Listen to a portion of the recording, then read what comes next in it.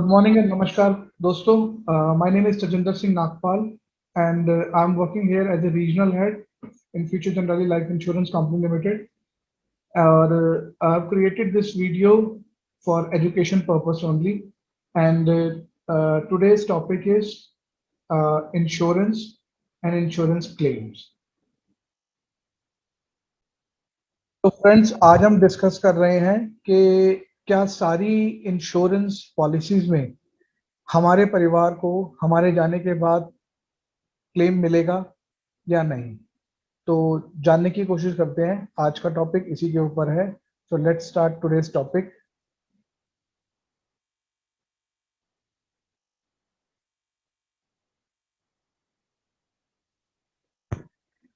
Okay, so most of the people think that buying life insurance will ensure the financial well-being of the family in case of unfortunate event.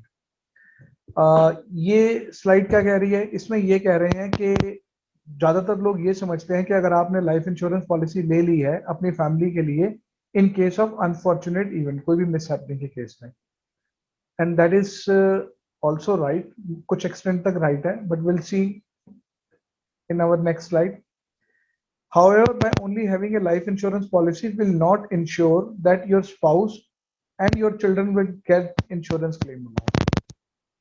मतलब यहाँ पर ये कहने की कोशिश कर रहे हैं कि ऐसा जरूरी नहीं है कि लाइफ इंश्योरेंस की पॉलिसी अगर आपने ले ली है या आपकी वाइफ ने, तो आपकी वाइफ और बच्चों को उसका बेनिफिट मिलेगा ही मिलेगा. आगे ये बताने की कोशिश कर रहे हैं, the death claim amount under A life insurance policy will not reach your nominee और बेनिफिशियरी. ऐसा भी हो सकता है कि आपने अपनी तरफ से इंश्योरेंस की पॉलिसी ले ली है और आप इसी डायलेमा में हैं या ऐसी कंफ्यूजन में है कि उनको ये पैसा मिल ही जाएगा, बट ये गारंटी नहीं है, ये श्योर नहीं है कि वो उनको इसका बेनिफिट मिलेगा ही नहीं मिलेगा. तो ऐसा क्यों है? Let's see. एक और स्लाइड यहाँ पे मैंने डाली है जिसमें ये लिखा हुआ है कि are you sure that your nominee और beneficiary would get term insurance claim amount after your death. तो आप लोगों से मैं पूछना चाहूंगा कि आपको लगता है कि ऐसा होगा? तो देखते हैं. यस और no. How many of you say yes and how many of you say no?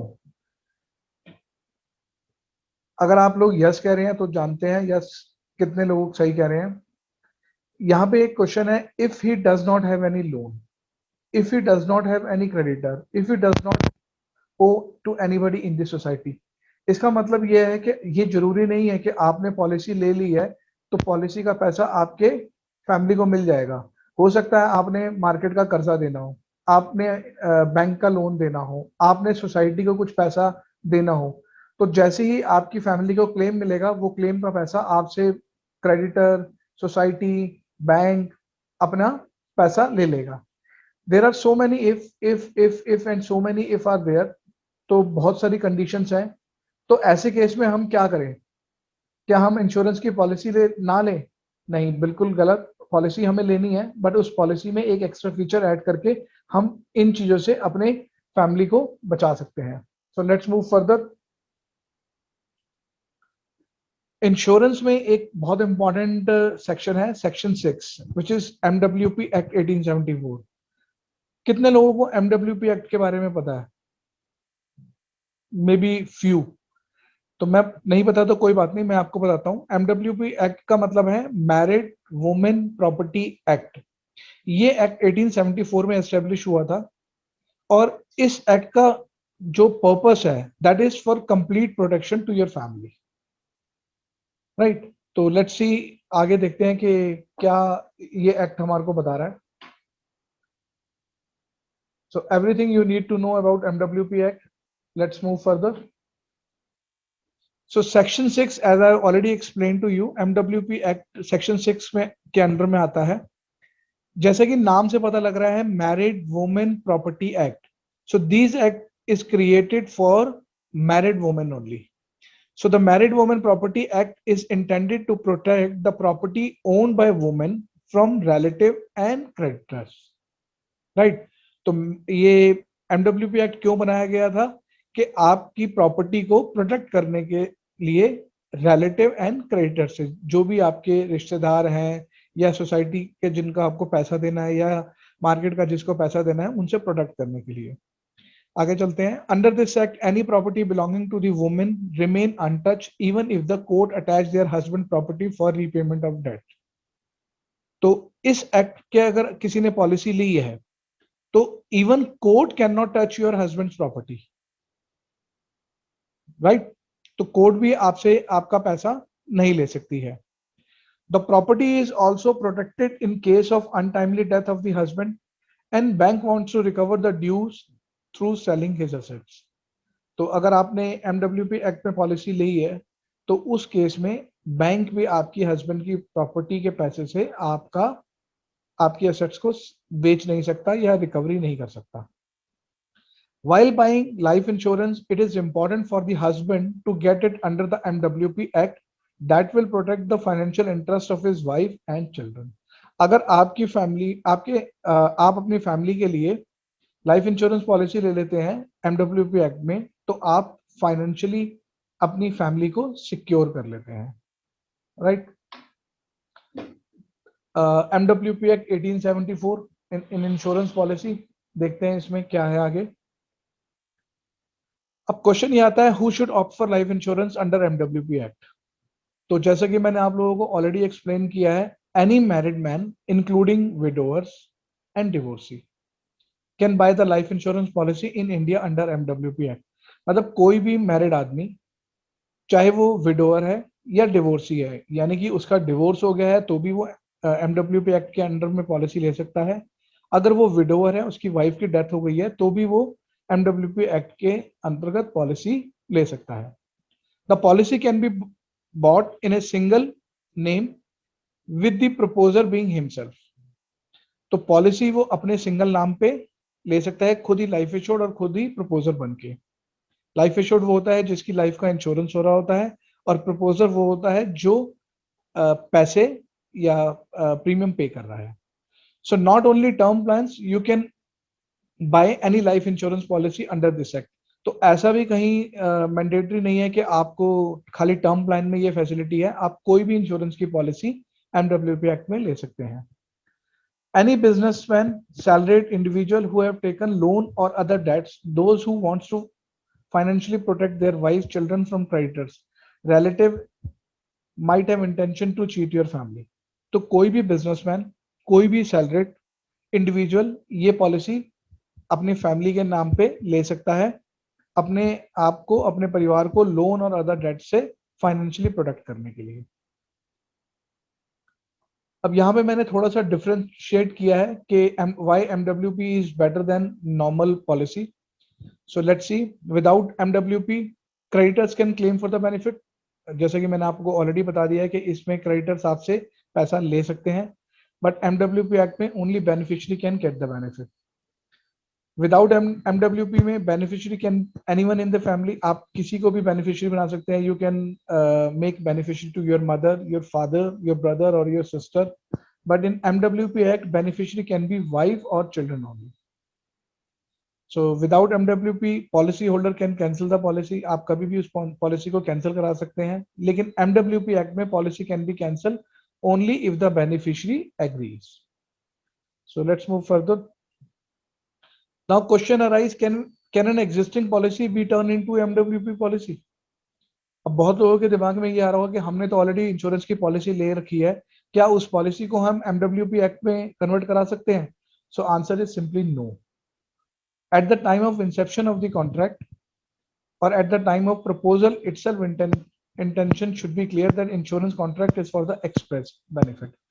तो यहाँ पे ये कहना चाह रहे हैं इस पीपीटी में कि आप एमडब्ल्यूपी एक्ट में पॉलिसी सिर्फ और सिर्फ at the time of login of policy, at the time of proposal form filling में ही आपको क्लियरली मेंशन करना पड़ेगा कि you are purchasing this policy for under MWP act and you are going to make nominee for your nominee to your wife और your children, right, और any of them.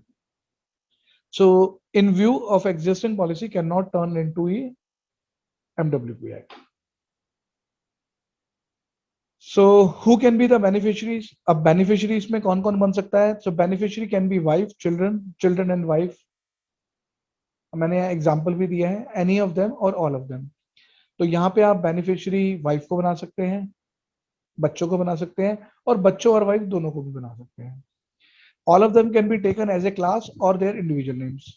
तो मैंने एग्जांपल भी दिया है, जैसे Mrs Asha, she is the wife and वो अपने नाम, उनके नाम पे भी बेनिफिशियरी उनको बनाया जा सकता है, उनके बेटे को भी बनाया जा सकता है, मिस्टर रामपाल को, मिसेस आशा को भी बनाया जा सकता है, और साथ में उनकी डॉटर को भी बनाया जा सकता है। So you can exclude and include anybody, but it should be wife and children only. अब इस एमडब्ल्यू एक्ट में for Muslim people there is little bit slightly changes there. A Muslim proposer has to name the beneficiary. यहाँ पे मुस्लिम लोगों को clearly अपने beneficiary का name specify करना पड़ेगा। Why they have to specify the name? So reason behind it, because in Muslim they are allowed to marry more than one or two or three, or I think they can have 4 wives also. तो मुस्लिम लोगों में 4 wife तक allowed है। तो अगर वो किसी particular wife के नाम पे अगर पॉलिसी लेना चाहते हैं तो उनको उनका नाम डिक्लेयर करना पड़ेगा at the time of proposal form. No provision can be made Muslim law for the benefit of wife as a class और children as a class, right? Who can appoint the trustee? अब trustee क्या चीज है, तो मैं आप लोगों को बताता हूं कि ट्रस्टी क्या है। जब आप ये इंश्योरेंस की पॉलिसी लेते हैं अंडर एमडब्ल्यूपी एक्ट में, इसमें जो नॉमिनी होते हैं, चाहे वो वाइफ है या बच्चे हैं, उनको एज ए ट्रस्ट क्रिएट कर दिया जाता है। और ट्रस्टी कौन बनाएगा? ट्रस्टी जो पॉलिसी ले रहा है, लाइफ एश्योर्ड या प्रपोजर, वो ही ट्रस्टी अपॉइंट कर सकता है। अब कुछ केसेस में ये क्वेश्चन भी अराइज होता है, can bank act as a trustee? Yes, the following banks are official trustee who have agreed to act as a special trustee. तो जैसे एसबीआई है, बैंक ऑफ इंडिया है, केनरा बैंक है, यूनाइटेड कमर्शियल बैंक है, बैंक ऑफ बड़ौदा है and Syndicate Bank है। These are the banks, they can become the trustee in these cases. Prior consent of the trustee in these cases is not must, right? Can the trust be revoked? अब question ये आता है कि एक बार trustee बना दिया, क्या उसको हम चेंज कर सकते हैं? The trustee once appointed in the addendum to the proposal or in the deed poll of appointment cannot be removed by the settler.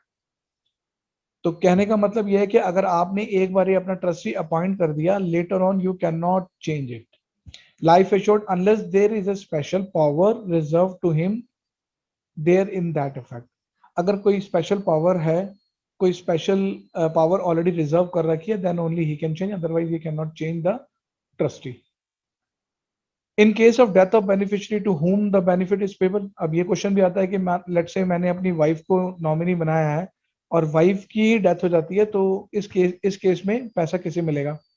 तो on death of the beneficiary, benefit will pass on to either the surviving beneficiary, और कोई भी अगर surviving beneficiary है, let's say wife की death हो गई है तो बच्चों को मिल जाएगा, और to the legal heir of the deceased। अगर बच्चे भी नहीं है तो जो भी legal heir होंगे उनको इसका benefit मिल जाएगा। अब क्वेश्चन ये आता है, whether loan can be raised under MWP policy? So answer is simply no. No loan can be taken on WP Act because this policy is being taken for financial security of your wife and children. So in case में आप नहीं ले सकते हैं insurance, आप loan नहीं ले सकते हैं। So let's come to the conclusion. You can add a life insurance policy under MWP Act at the time of buying। ये हमने ऑलरेडी पढ़ लिया है। ये MWP Act में आप पॉलिसी ले सकते हैं only at the time of proposal form filling. Once opted, you need to mention, अगर एक बार आपने ऑप्ट कर लिया है तो आपको beneficiary and appointee and trustee की डिटेल एक्सप्लेन करनी पड़ेगी, like their name, relationship, date of birth and benefit का share. Like you can divide into 2 or 3, like suppose I want to give 50% to my wife and 50% for my kids, तो मैं 50-50 का ratio भी divide कर सकता हूँ, right? Getting life insurance under MWP Act is the best possible way to protect your family members, and that is available at no additional cost. MWP Act best policy act है, like here you can protect for your family members, and इसके लिए आपको कोई extra charges भी नहीं देने हैं, it's absolutely free of cost. So when you plan to buy life insurance plan, make sure to buy it under MWP Act. तो I hope आप लोगों को ये वीडियो यहाँ पे समझ आया होगा, और मतलब आई होप मैंने ये काफी हद तक आप लोगों को क्लियर कर दिया होगा कि एमडब्ल्यूपी एक्ट क्या है और एमडब्ल्यूपी एक्ट के अंदर आप कैसे कैसे पॉलिसी ले सकते हैं। So it's quite simple. अगर आप लोगों को ये वीडियो अच्छा लगा है तो thank you very much, and keep watching. Thank you, bye.